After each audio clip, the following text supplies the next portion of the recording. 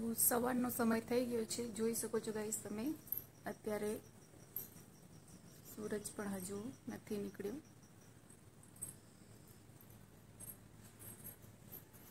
જોઈ શકો છો ચાંદ પણ દેખાય છે.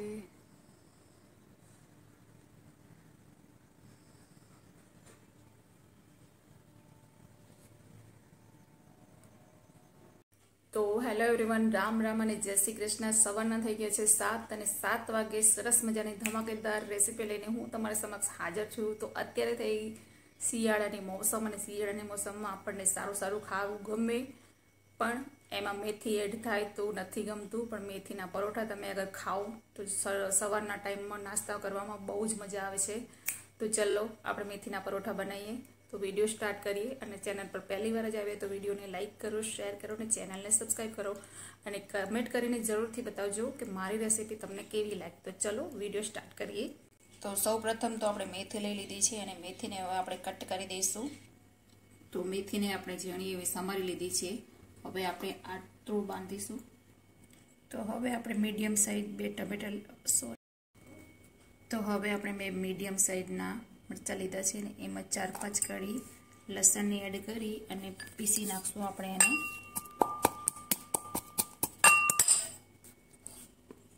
તો હવે આપણે ખાલી બર્તન લઈ લીધું છે અને એમાં એડ કરીએ છીએ ઘઉંનો લોટ. પછી એમાં એડ કરીશું મરચું પાવડર, મીઠું, ધાણા પાવડર, હળદર, લસણ અને મરચાંની પેસ્ટ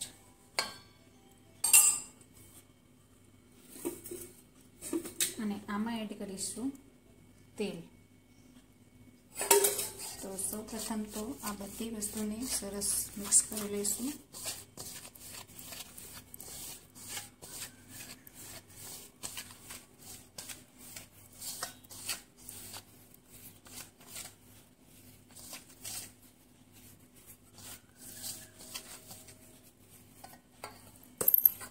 હવે આપણે આમાં એડ કરીશું મેથી. તો મેથીને સરસ પહેલાં ધોઈ લેવાની છે અને પછી મેથી એડ કરીશું.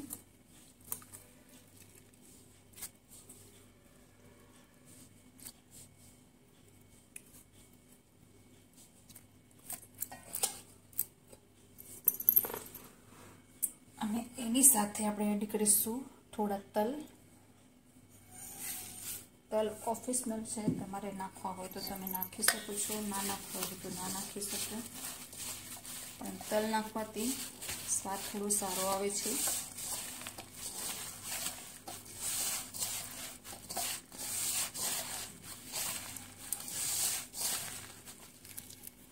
હવે પાણી આપણે એક સાથમાં નથી નાખવાનું, થોડું થોડું કરીને પાણી એડ કરીશું.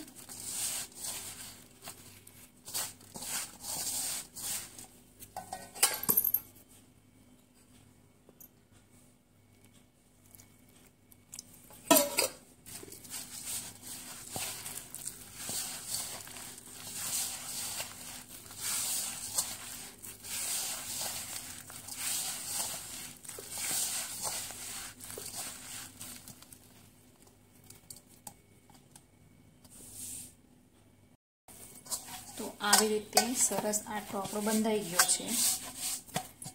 હવે આપણે આને સેટ થવા માટે 10 મિનિટ માટે રાખી દઈશું. ઢાંકીને રાખી દઈશું. તો 10 મિનિટ થઈ ગઈ છે. હવે આપણો આટો પણ સરસ એવો સેટ થઈ ગયો છે. તો હવે આપણે આના લુવા બનાવી લઈશું. તો આવી રીતે મેં બધા લુવા બનાવી લીધા છે અને હવે આપણે એક લુવો લઈને એને કોરા આટામાં ડીપ કરીશું અને વણશું.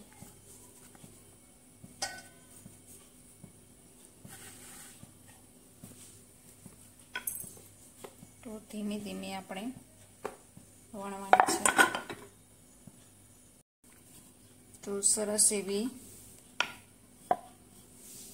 રોટલી બનીને તૈયાર છે. તો સરસ થેપલું એક બની ગયું છે આપણું અને જોઈ શકો છો એનું ટેક્સચર. ગોળ સરસ એવું શેપ બની ગયું છે. હવે આપણે એને શેકીશું.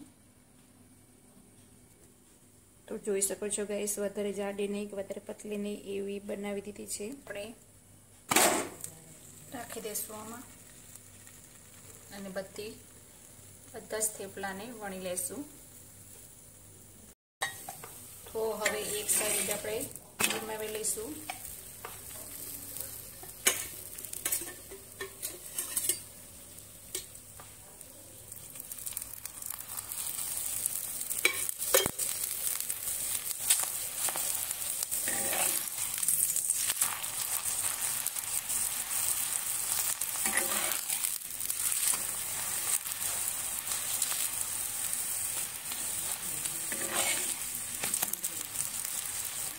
રીતે સરસ બધા થેપલાને આપણે શેકી લઈશું.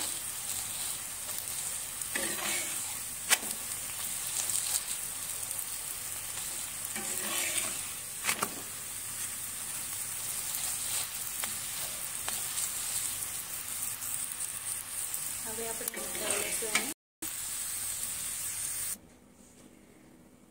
તો આવી રીતે બધા જ થેપલા બનીને રેડી છે.